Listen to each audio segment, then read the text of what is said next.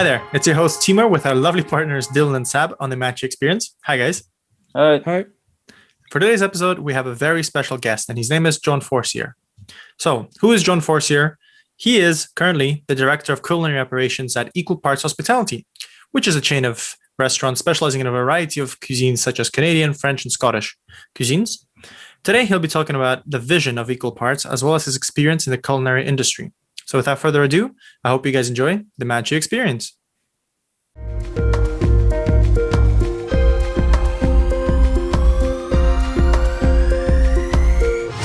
So are you at home or are you at work? I'm upstairs at the Aberdeen Tavern right now.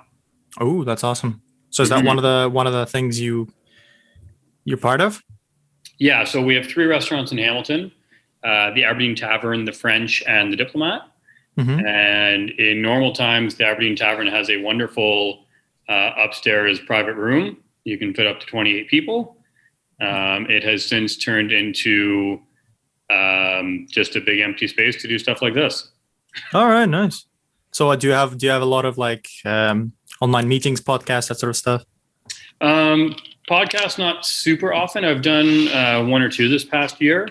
Our CEO, Jarrett, will come up here. He does a lot of his phone calls up here. He was just in a conference for Durham College, I believe, yesterday. So it's a nice way to kind of come up here and make sure you're not getting interrupted or anything like that. Oh, that's quite cool, yeah. So, well, we need to start this off. So first of all, thank you for coming on. I appreciate you taking off your time from a busy day. And obviously to start with, we want to know more about you. So, well, who are you? What do you do? What's your business? That sort of things. Yeah. So my name is, sorry, are we recording the video on this? Sorry. Yeah, it's recording. Okay, perfect. I won't look away too much then. No worries. So my name is John Forcier. I am the Director of Culinary Operations for Equal Parts Hospitality, which is a hospitality and restaurant group here in Hamilton, Ontario. We have 3 restaurants, the Aberdeen Tavern, the French, and the Diplomat. Mm-hmm. We have a eventually growing catering business whenever we're allowed to do catering and events and offsite stuff again. We also do some consulting work for some local restaurants, and we do all of the catering for Knollwood Golf Course up in Ancaster. Ooh. So we do all their weddings, we do all the bridal showers. They have a small team that does the on-course food, the hot dogs and the hamburgers, but we come in for the larger events. All right, nice. Do you get to play much golf, or is that not part of the job description? This year has been early and often. All right, cool. I don't typically have as much free time as I do this year. Restaurants being very slow certainly helps the golf game. I get out a couple times a year, yeah. Oh, that's cool. That's cool. Sorry, can I just ask you to move the computer slightly away from the window? Yeah, no worries. How's that? Oh, that's beautiful. That's beautiful. Perfect. Nice. So is that like part of the things you guys have that you need to, go try out the venues, maybe play a few rounds of golf, maybe? Yeah. So Knollwood is actually where it all started. One of our 2 owners, Jason Cassis, that's his family business. Oh, nice.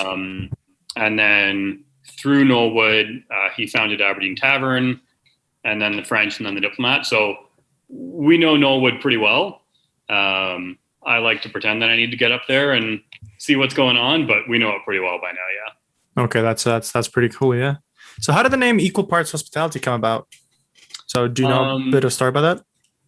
The fancy version of it is that we like to consider all of the people in our company equal, and we certainly do, whether that is a divide between, not a divide, but the difference between the front of house and the back of house, servers versus cooks, dishwashers versus chefs. Everyone is equally important in the company. Yeah. That's what it means and what we strive for. The fun story of where the name came from is one of our owners was reading a cookbook one day and it said Equal Parts. Oh, so that's where the name actually came from. He thought that would be a good name for a hospitality group. But what it's taken to mean and become part of the language of the company is that everyone contributes equally. Everyone is equally important. And so how would the catering part come about? Would they just come to you and like, oh, can you cater a wedding, or is it more just like a bigger venues or maybe like a conference or? So, it started out just doing larger events in the restaurants. Our first sort of catering, we would actually do up here. I'm up in the apartment at the Aberdeen Tavern. Yeah. So we do an extra 28 people on top of a full dining room downstairs. And so people would book that through us. There would be a custom menu, all that sort of thing. We did the same thing at the Diplomat. Lots of different ways that space can be configured. You can buy out the whole thing for 150 people. You can take a corner of it for 20 people while we operate the rest of it normally. And through that, we've started branching out into offsite catering, office catering. We'll send stuff to clients' homes so they can kind of cater themselves. Obviously, a lot of that is on hold right now. We get the occasional office catering. But we just finished February of 2020, before the world shut down. We finished outfitting the old Westinghouse factory here in Hamilton. All right. So that eventually will be a very large event space, lots of weddings, lots of corporate functions, things like that. And we're the caterer for that space as well. All right. Nice. So, I mean, touching up on that. So, obviously COVID is horrible for group events and it's really bad. So how are you guys trying to adapt towards that? Like, well, what kind of things are you trying to put in place that, obviously, so everything is safe and also you can have a working business model? Yeah, we've gone through conservatively 5 business models in the past year. So when COVID first shut everything down a year ago, we closed the French and the Diplomat, which are both on King William, laid off everybody except for, I continued to work and Jarrett, our CEO, continued to work. And we just ran takeout 4 days a week out of the Aberdeen Tavern. Okay. There was a really big kind of groundswell around that time and support local and support restaurants. It took us a while to figure out what we were doing. We've never done takeout at all. Yeah. We'd shied away from the Uber Eats and the DoorDashes and all that sort of thing. And so, we finally got our feet under us for takeout. We started doing some features. We were doing family meals for 2 and 4 people.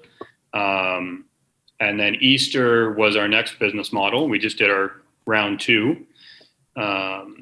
So we did Easter for 2, all cooked and chilled with reheat instructions.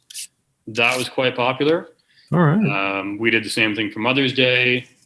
We reopened all 3 of our restaurants last summer when we started getting outdoor dining and indoor dining and patios and all that. We have kept the takeout. Takeout has never stopped and will not stop until we can't possibly do both. And then we've just tried thing after thing after thing. All the holidays seem to have coincided with shutdowns.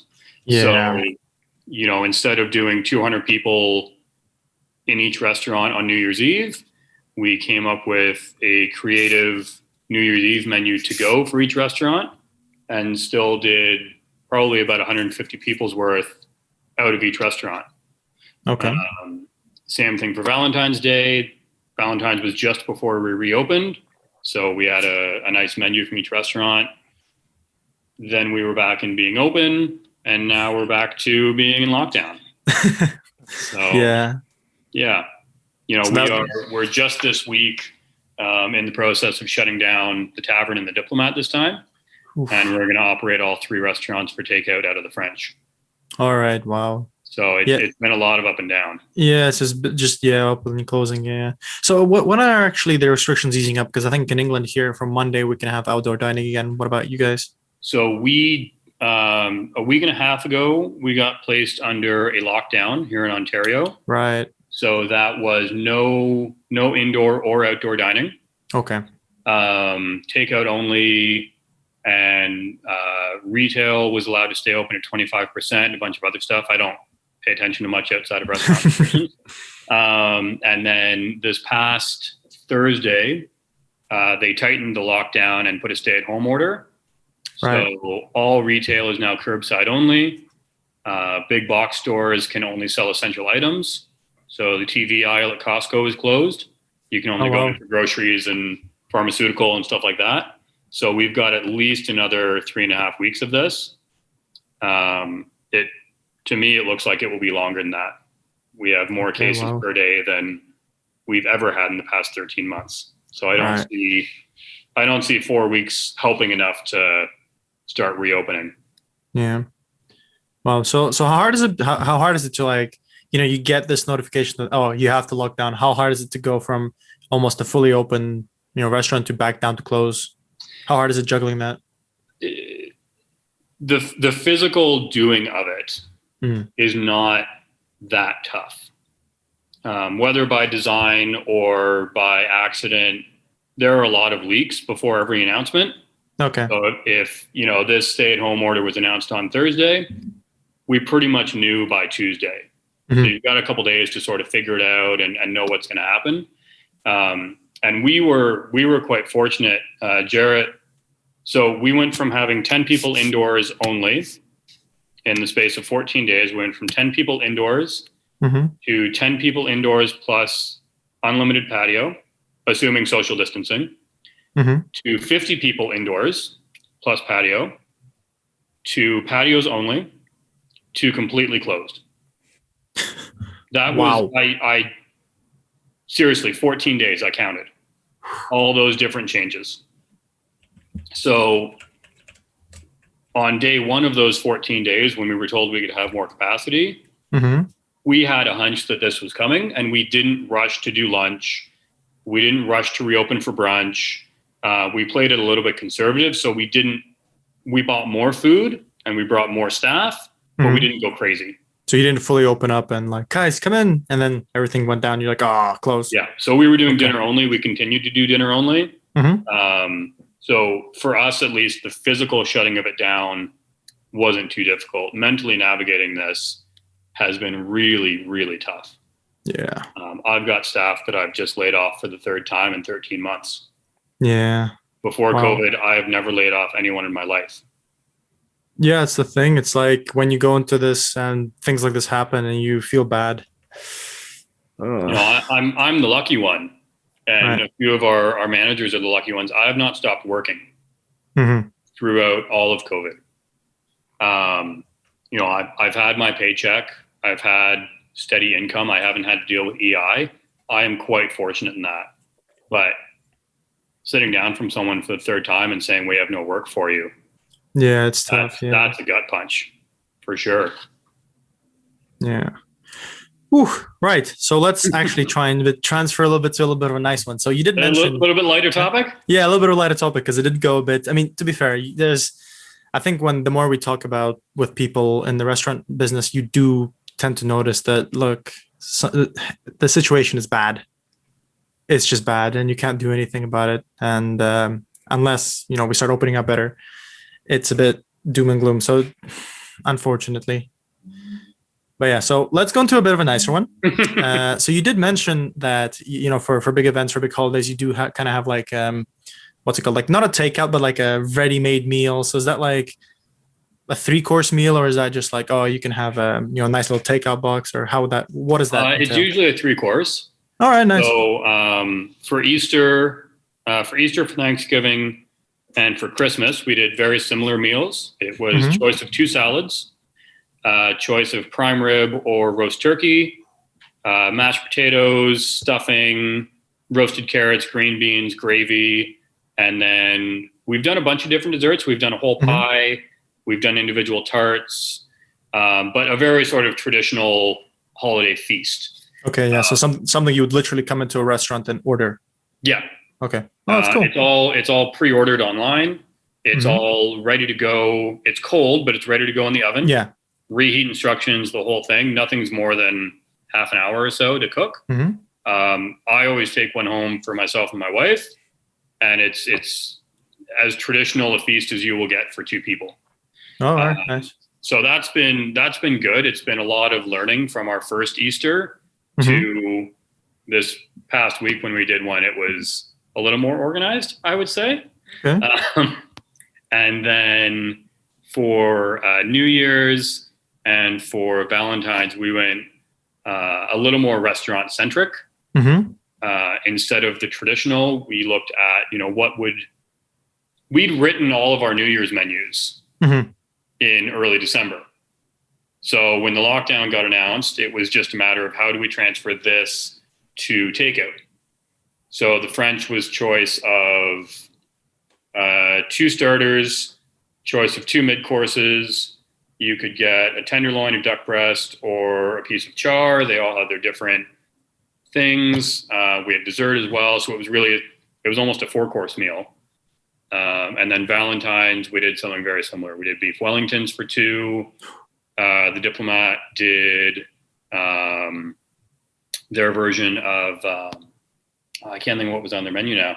It was delicious. I can't remember it. And then the tavern's more rustic. So they did like an ossobuco. They did a really nice roast duck breast, some halibut, things like that. So those two holidays, we went a little bit more restaurant style. Okay, so it's kind of, big variety of different foods for different events. Yeah, that's cool. Mm. Yeah, because actually on Monday, I'm having a 6-month anniversary since my wedding. And I was thinking of making some food. So I was kind of I was wondering if you had tips or something for that. So, because unfortunately I can't order from you guys because I'm in England and it's too far. So I was like, do you have maybe some tips or maybe a dish or a 3-course meal that you could pass on to me? I won't go too much into dishes necessarily, although it's asparagus season over there. I think your wild mushrooms are in season right now. Yeah, I think so. Yeah. So anything you can get your hands on like that. If I'm cooking at home for a special occasion, just keep it simple. Yeah. Like you want to be able to enjoy the person you're spending that evening with. Mm-hmm. You don't want to be standing at the stove with your back turned to them for hours on end. Pick a roast, pick a fancy salad, something you can do all ahead of time and then just pop in the oven for an hour, right? If, I love cooking roast chicken. You do all the work the day before, you put it in the oven an hour and a half before you want to eat, and you don't have to worry about it. Yeah. You can enjoy the nice glass of wine or the cocktail or whatever it is that, you're doing for the rest of the evening. You're not fussing over something. Yeah. To be fair, I can imagine if, they're coming home and you're like, oh crap, I need to make everything quick. And then everything burns and then let's go have food outside somewhere. Yeah. The easier you can make it, the better it is. Okay. I will try. But it would have been nice if I could have just ordered your Valentine's Day meal thing. I made this. I promise I made this. Right. So I think we're gonna transition to Sab now. He's gonna talk more about the work culture and that kind of stuff. Yeah. So Sab, go ahead. Thank you. I want to emphasize on how you've been able to adapt, because you told us the lockdowns, they have been leaked, but it's been only a couple of days.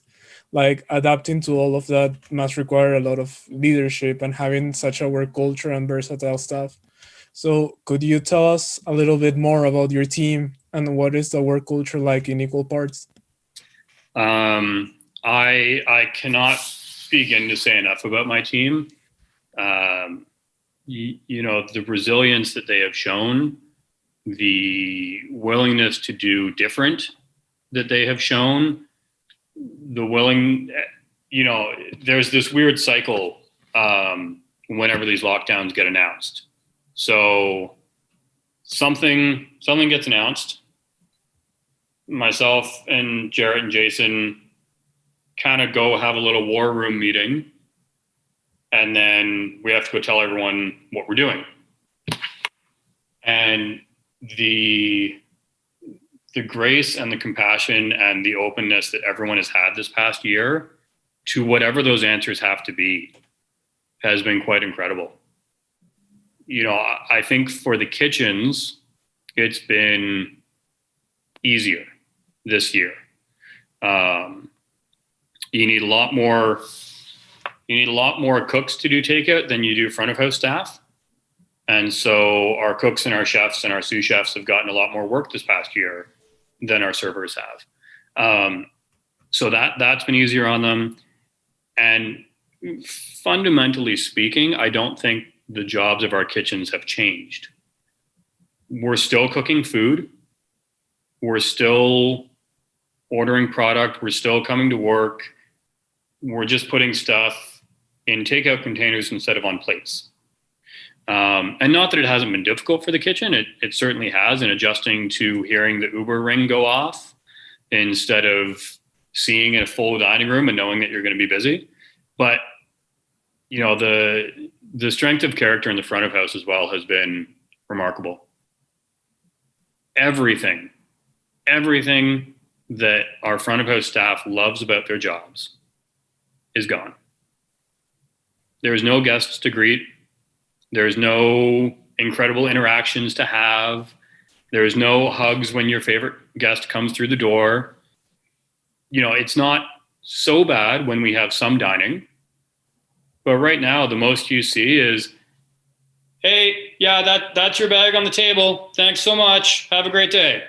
That's it. That's our interaction with guests right now. And the way that our front of house has been able to stay positive through this is also really incredible. And then even when there are people dining in the restaurant, it's dealing with people who don't want masks. It's dealing with people who don't want to follow the restrictions. What do you mean I can only have 4 people at this table? 99% of our guests are great and follow the restrictions and are respectful and understand what's going on. But that 1% certainly seems to occupy more than 1% of your mind. But through all of it, we have tried to be as empathetic and supportive and there for people as possible. I would say I've been more of a guidance counselor this past year than a chef, checking in on people and making sure that they're feeling good. And, you know, no, we don't really have a lot of work for you, but is there anything else you need? Anything we can do for you within our power? And everyone is in a different position. So being willing to meet people where they are is hugely important. Yeah, it sounds like you're a great leader. Like, you put yourself in the shoes of others and understand their situation in order for them to understand you and care about your business, because in order for them to work hard, and because it must be tough. Like, you always see videos of people like treating people wrong and you're like, wow, that must be tragic, but nobody goes to think, what is the person thinking? How can they have so much patience? You have to put, especially right now. I mean, I think empathy is a huge part of leadership in normal times, but especially right now. You know, as I said, I'm the lucky one. I've been employed continuously. I'm literally the only person in this company who has not been laid off in the last 13 months. I don't know what you're going through, person who I'm laying off for the 3rd time. I don't know your financial situation. I don't know how you're feeling. I talk to you maybe once a week. So I can't assume that I know how you're feeling. I can't assume that I know what's best for you. You know, anytime that sometimes it's hard decisions. You know, last March, everyone was laid off. There was no questions. There was no anything. But as we've kind of gone up and down through this whole thing, you know, what's best for you right now? Would you like to be laid off? Do you need a mental break because it's not easy working right now? Do you want to keep working? Where are you at? And these are the few things we can do. You let us know what you want. We don't have unlimited resources, but these are the options. And trying to help them sort of define what they would like and what works best for them. That's true leadership. I don't have more words to describe like how happy I am that your team has someone that is capable of understanding. Like, I study management and I'm taking a managing people course, and like seeing what's on the books like in practice makes me happy to see that there's good leadership out there. Like, we've talked to really good restaurant owners that have also shown this.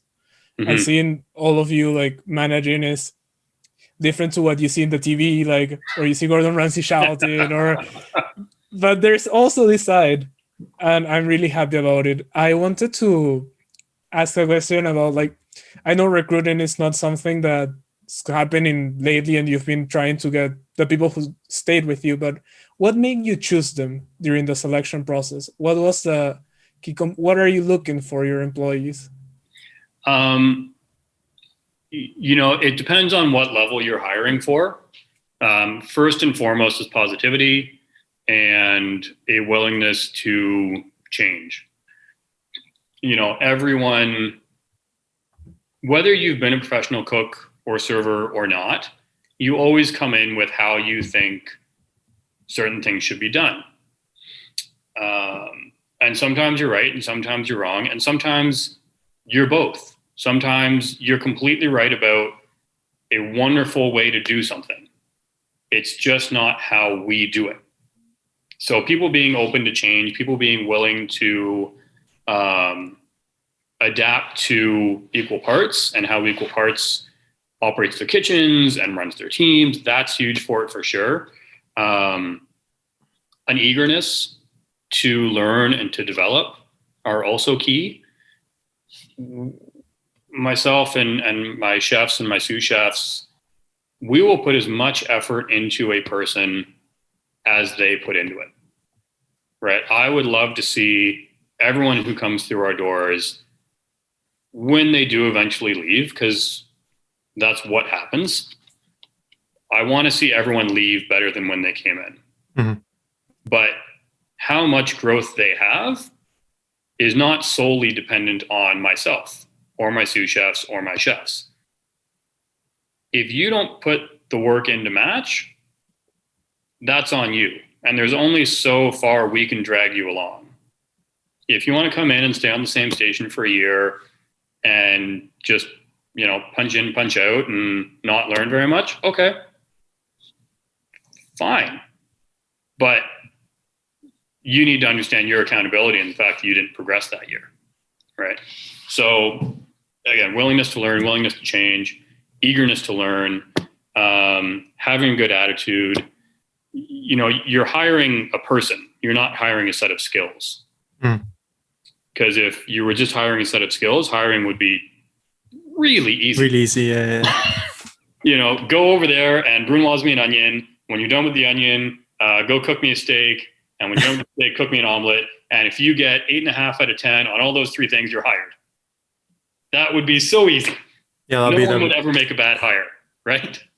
But you got to try and find the people that, you think will fit the culture of your company and be willing to work hard. And look, restaurants aren't easy. There's no two ways about that. It is a difficult industry to work in. Yeah. I think it should be a little less difficult than it is and has been in the past. Mm-hmm. But you will never get around the fact that at 6:00 on a Friday, you're going to be really busy and it's going to be pretty stressful. There's no getting around that. As opposed to most people that, at 6 p.m. on a Friday, you go to those restaurants and enjoy your time. Yeah. Yeah. You will miss things. You will miss parties. You will miss birthdays. You got to pick and choose what's super important to you. Mm-hmm. I can't take every Friday off.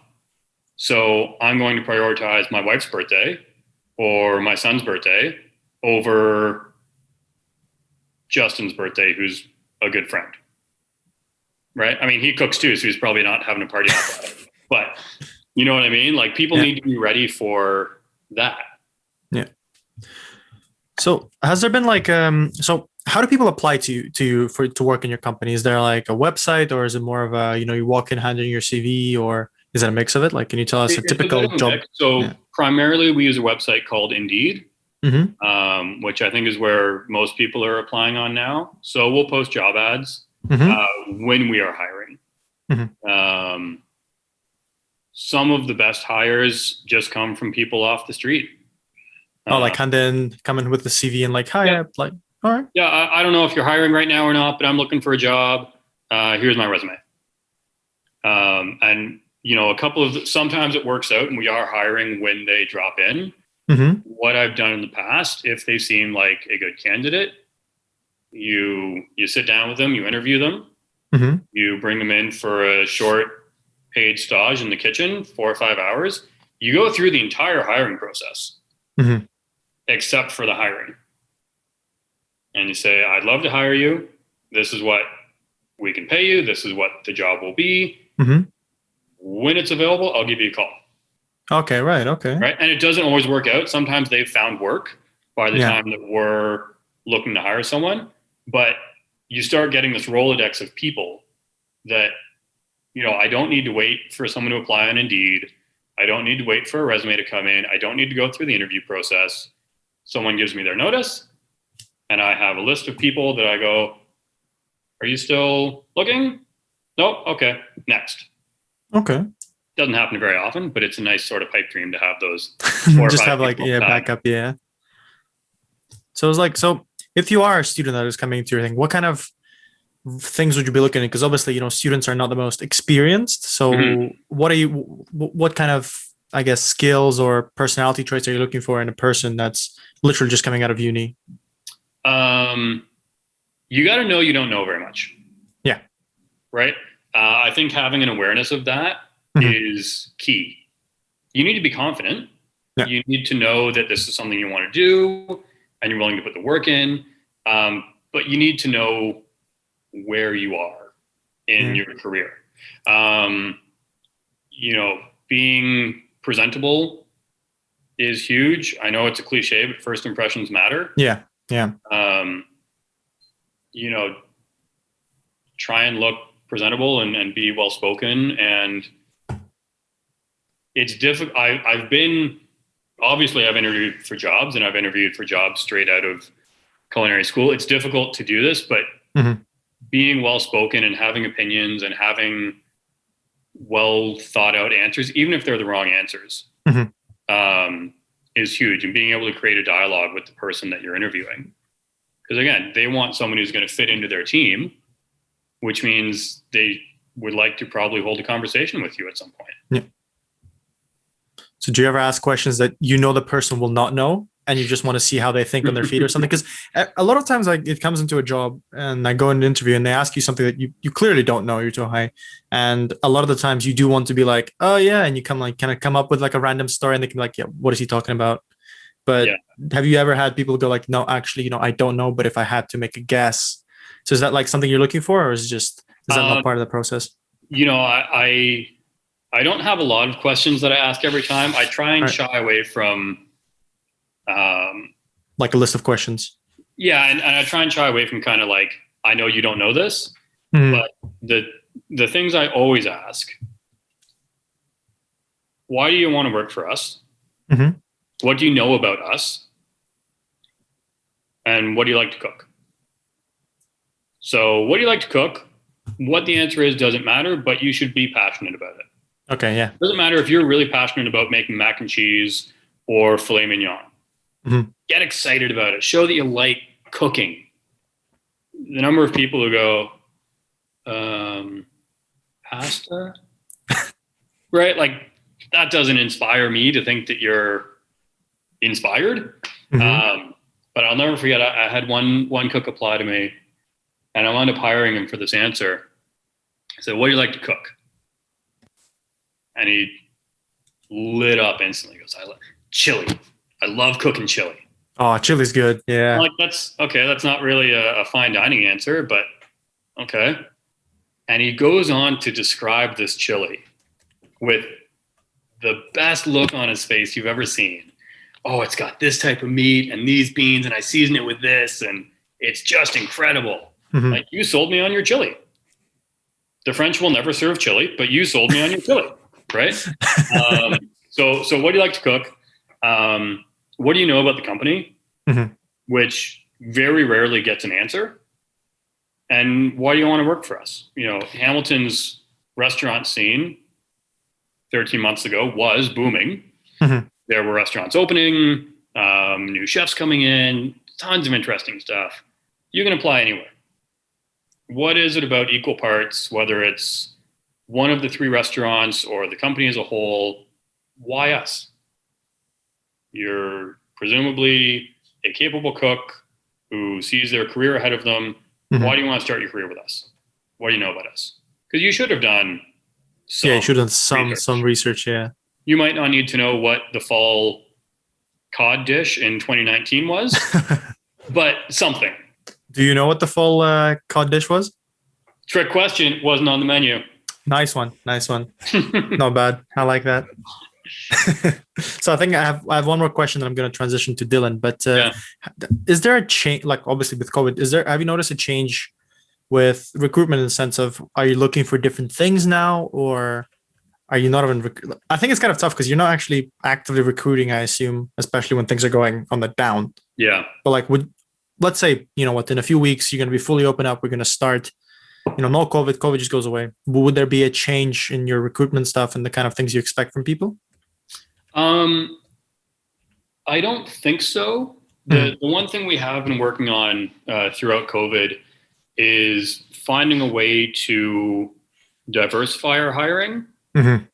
And that doesn't necessarily mean making diversity hires just for the sake of doing that, but looking at our systems and looking at, are there inherent biases in the questions we ask, the platforms we use?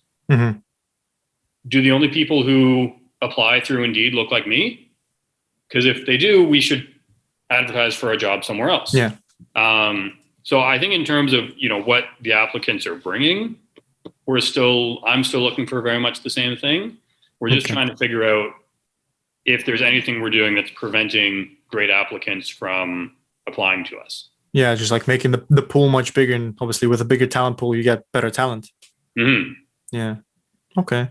So is that something that you actively are trying to push through, and just like, we need to focus and do some studies and like kind of make it more open? We've been working with a diversity coach this past year, looking at our training manuals, looking at our hiring practices.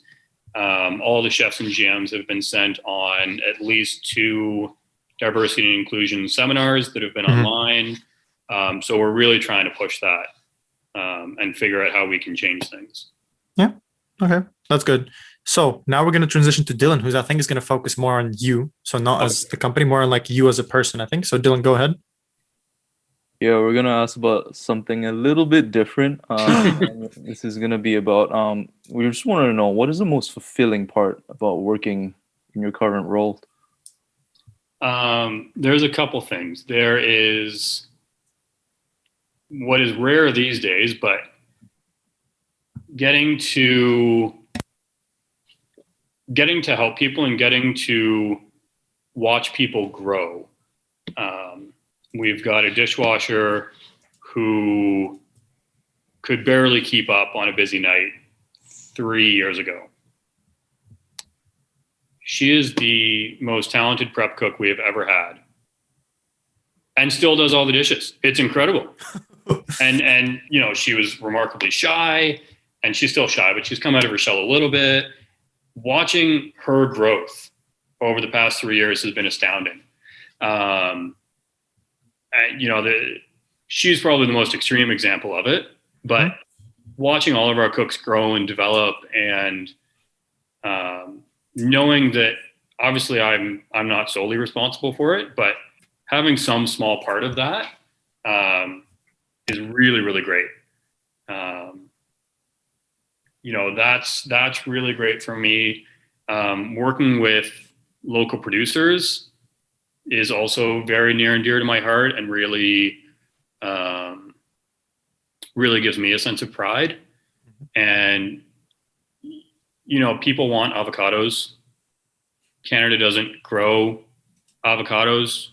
I'm never going to buy everything from 100 kilometers of the French or the Diplomat or the Tavern. It's not realistic, but yeah, of course, as much as we can, we're trying to support local farmers, local growers, local producers. And that list has been growing steadily over the past 5 years. I have a cheese guy who actually makes the cheese. All right, wow. He does a lot of work with goat's milk and a lot of work with Guernsey cow milk. So we've been able to get incredible product for 5 years now. We've been able to watch his business grow and, look forward to what he can bring. We're using a local lamb producer now. I met these great people who run Twist Farms. They've just started up their farm in Burlington, and we've been able to plan 3 years now. What are they going to grow? How much can I take? And obviously, like, working with the food is super rewarding as well. why I originally got into everything. I love cooking. So the one benefit of COVID, I have cooked so much stuff I would never have cooked. We did 80 beef Wellingtons for Valentine's. Oh my God. The French is not a beef Wellington restaurant. It's not the style of food they do, but I got to make them because the rules are out the window in COVID, and do whatever the hell you want. Yeah. So, there's been different avenues for creativity in the food world this past year. Yeah, I think that's a big thing because a lot of us, like when you're with COVID, you need some outlet for creativity. So it's nice you had that in that way. Mm-hmm. So yeah. So the people, the producers, and the food are definitely rewarding aspects of it. I was actually going to build up on that question. You mentioned a bit about growth, and then in terms of recruitment, you were talking about how resiliency and passion is important in your work culture. But I just wanted to know, just given your experience in the industry, like what are some of the most important values that you think are essential for like any new chef coming into the industry? Like a new chef taking over a kitchen, or like a new cook coming in from culinary school? Just a new chef coming into culinary school. Work ethic is very, very important. Mm-hmm. Okay. Again, willingness to learn. Humility is key as well. I think that really translates into willingness to learn. But I've been doing this for 15, 16 years at this point. I'm still learning every day, and you learn from people who you could very easily say, I know more than them, they'll never teach me anything. So having that humility and being, proud of your knowledge and proud of your skills is also important, but knowing that there's so much you don't know. And this is going to be a bit more on the fun side, but Sebastian earlier on mentioned something about Gordon Ramsay and how his approach in the kitchen is very different. And you briefly also mentioned a bit about consultation with small businesses. Well, recently I've been on a binge. I don't know if you know the show Kitchen Nightmares.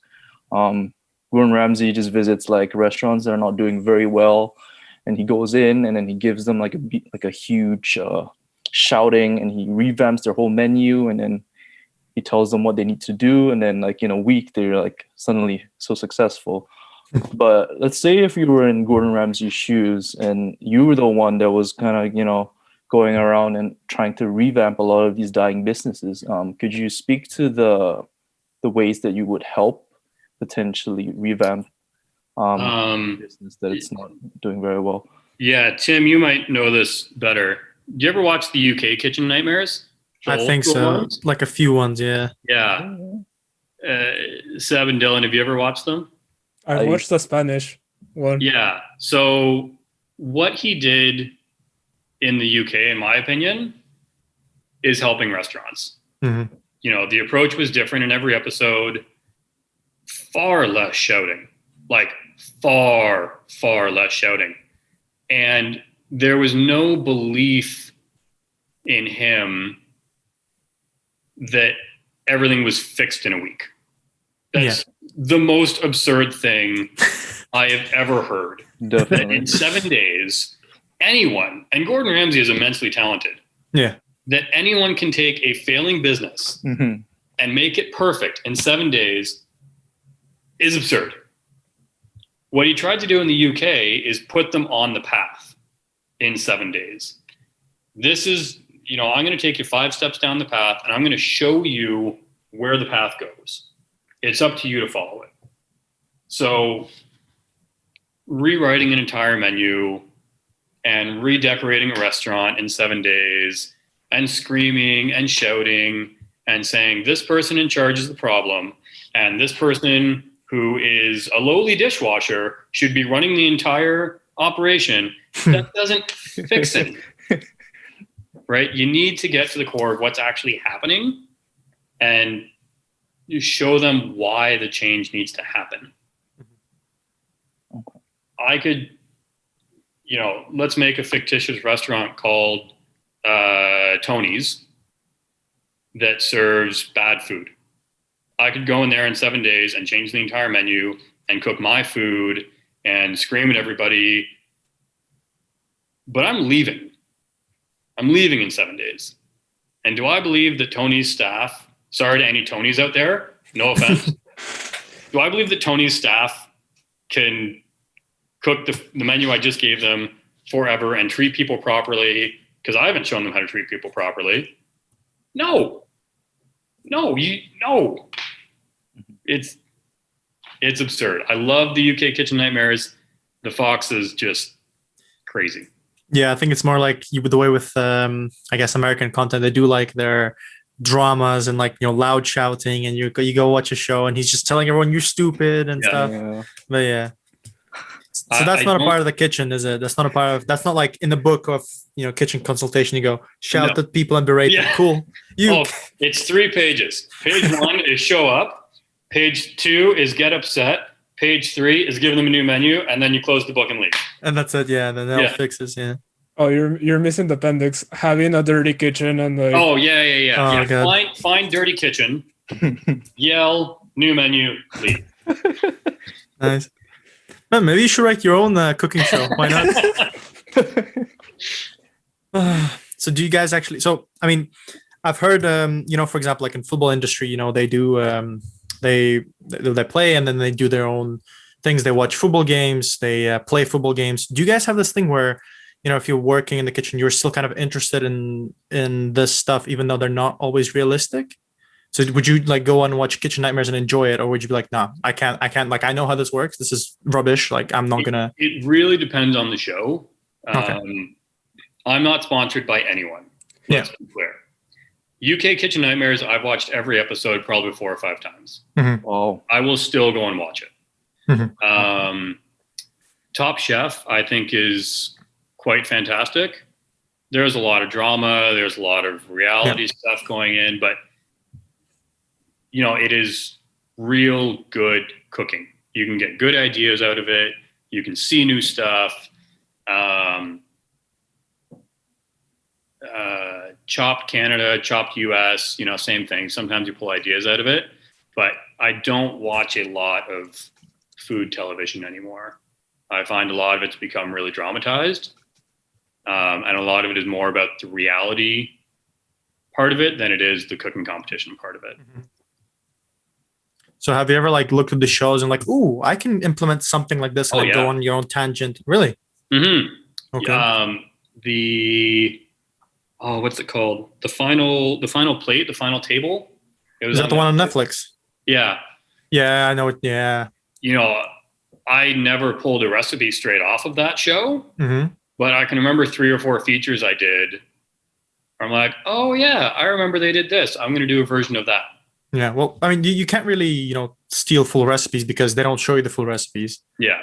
But you can look at it and go, okay, they combine this and this. Oh, that's interesting. Let me try it. And then because you have your own knowledge, you can go away and put it in something else. You never know when something is going to register as, oh, I remember this thing. Maybe I'll try my spin on it.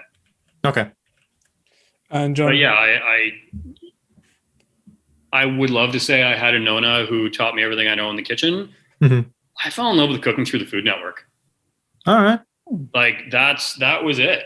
I was going to be a teacher all through high school. Got hooked on the Food Network, end of grade 10, most of grade 11, and that was it.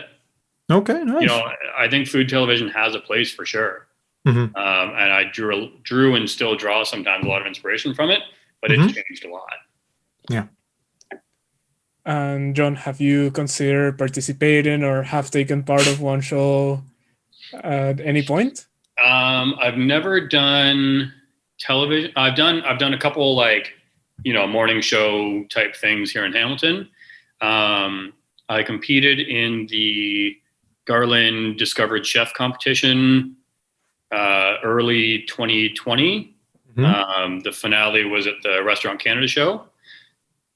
I've been tempted to do TV or at least apply. Like people aren't knocking on my door. Let's be clear. Mm-hmm. I've been tempted to apply. It's a long time away from home. That's like Top Chef, you're gone for a couple months. Mm-hmm. That's hard to do with the job for sure. it's hard to do. I've got a 14, 15-month-old kid now, depending on when this airs. I can't justify leaving for a month or two. That's just not responsible. So tempted at times for sure, but I think it would drive me crazy to be gone that long. Far away, yeah, I can imagine.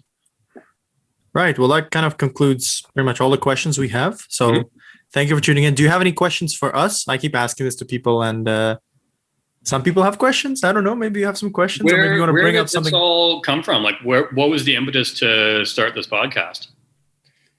So I'll answer that with Dylan. Go on. No, you're going. And so basically, Dylan and I are both we study in the University of Toronto, and we're like into entrepreneurship. One day we were at a party, and we were neighbors in first year. So I go and tell him like, man, I've been thinking about starting a project related to restaurants in our university because I didn't like too much the food. I'm Peruvian, and food is a big deal for us. Like, it's such a diverse cuisine, and coming here and having the clash, seeing all this different food and missing my unique food, I was like, damn, and I don't know how to cook. So we started thinking about a business related to restaurants. And then we participated on a startup competition and we failed. But we had done all this research about the industry, and we realized that there was a need to make changes because we saw that there are low profit margins, there's a lot of turnover. So we decided to first create Matchii, which is a selection tool platform for restaurants, where we see the personality traits more than just the skills, as you were saying. And we were trying to focus on first simplifying the job hunting experience for applicants, because as an applicant myself, I hate filling the same forms like 20 times and then not getting any results. So we were working on that. And then one day it was the pandemic, and we were like, we've been working hard, let's make something more fun. And then we were like, why don't we get to know more about the market by talking to people, having a podcast and helping students as well through it. So that's when Dylan and I, we made a job posting about having a content creator, and Timur saw it. And because I didn't know Timur before this, and I started looking at the content that he creates. He creates a lot of Football Manager, and I was amazed by the skills. So we decided to try it out. I've never been a camera person or anything, but it's been really fun to get to know people in the restaurant industry, like talk to them, know this experiences. Like we could have done so much research. We read like over 40 studies and all of that. But what we learned from that is not the same that we're learning from just talking to you. Right. So because when you read like studies, it's always like, oh, in theory, all your workers should work 100% and they never slack off and stuff. And then we talk to real people. It's like you got to take realism into it. So that's why we actually talk to people. You're fooling yourself if you think everyone is giving 110% every single hour they work. Which is fair. Yeah, exactly. Yeah. I've got off days. I've got days that I slack around a little bit. So how can I think that all of my cooks and chefs and, no way. No way. Yeah. So that's how we kind of started this podcast. Very cool. So So thank you. Your guest number, what is it? Guest number 6, 5? I think you're 5. Yeah. Have you watched any of this, or? Sorry. Have you seen any of our stuff before, or? I started listening to, I can't remember her name, but the baker and lawyer. Oh, Katie. Katie. Yeah. I started listening to that podcast a couple nights ago. Mm-hmm. I'm really excited to see where this goes. Okay. All right. Well, we appreciate having you. It was a nice chat. And to be fair, it is very tough talking to business owners and then COVID's bad. Mm-hmm. It's horrible for business. It's horrible for people. So we appreciate you, actually coming on and talking about these hard things that you had to do. So thank you. Of course. Mm-hmm. Thanks for having me. Thanks so much. Thank you very much. Have a great day, guys. Bye-bye. Bye.